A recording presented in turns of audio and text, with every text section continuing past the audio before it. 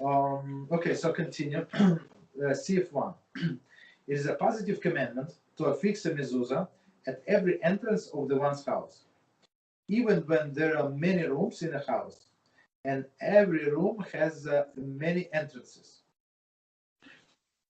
that are used to entering and exiting. Okay, so we're going to see that there is some qualification, but for now, like simple understanding of this halacha. So you might have like one living room. I don't know, maybe it's a huge house, and you have three doors to different, like to the kitchen, to the corridor, to the dining room. So on all three doors from leading to the living room. So you would need to put in mezuzah. Okay, let's see. Even if he usually uses only one of them. So basically, it doesn't matter if the door exists, right? If the entrance exists, so you have to put mezuzah. One of them. Nevertheless, all of the entrances require mezuzah. Okay, even though you use usually one of them, all of them require mezuzah. Even when the amount of people living in a house has decreased. So I mean, I don't know why he said that. So that now there is no need for more than one entrance. Okay. So maybe there were like many people and they were using different rooms. Now these rooms are not in use, for example, right? Still, we need the mezuzahs on these doors. Nevertheless, all of the entrances still require mezuzah. Okay, we said that.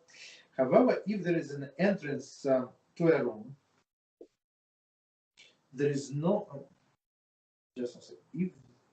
If there is an entrance to a room that is not used for a regular entrance and exit, but only to bring in on occasional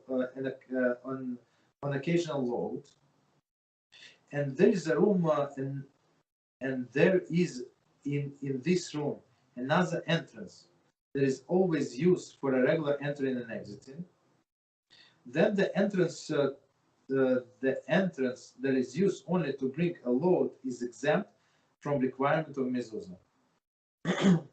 So here's the situation. So I'm not sure, like I don't know, maybe he has some kind of business in the house and he gets deliveries only from that door from time to time. So but to enter this room he uses different door. So in this case they say it's not required. So let's see the commentary. We're going to explain.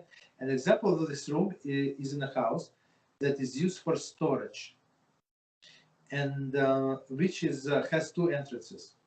One, so if it's basically, in other words, like if we read a little backwards, if it has only one entrance, it doesn't matter, right? You still have to put the mezuzah. One is the entrance from the house to the storage room, and it is the entrance which is primarily used to access the room from inside the house. The other entrance leads to the street, from the street to the storage room, and is used only occasionally. So I'm not sure what is occasionally. Maybe once a week, once a month. I'm not sure. When bringing an object from that outside to stack in a room. Sorry. According to this halacha, only a doorway leading to the house is considered entrance for the purposes of the mezuzah. Sirama, you're there, okay. So basically, they said. So I like from what I would say about this halacha. So even though you're exempt based on Kitzur Shulchan Aruch, but in this case, since it's questionable, so just install if you have. I mean, if you can afford the extra mezuzah, just install without blessing. You understand? So they say do not do it. No, nobody said never do it. They say you're not obligated. That's a big difference. So it's one of the examples. Okay, CF number 2. Also, the gates of a courtyard, the gates of the street, and the gates of the cities, and the gates of the provinces, all required mezuzah. So when Beezrat HaShem, you're going to go to Yerushalayim, so you'll see on these gates, it's like huge mezuzah. Huge. It's very nice. Very nice. Around the old city, I mean. Okay, so let's see. Let's read this commentary. Also, the gates of the courtyard. So, courtyard is definition open area into which many houses open.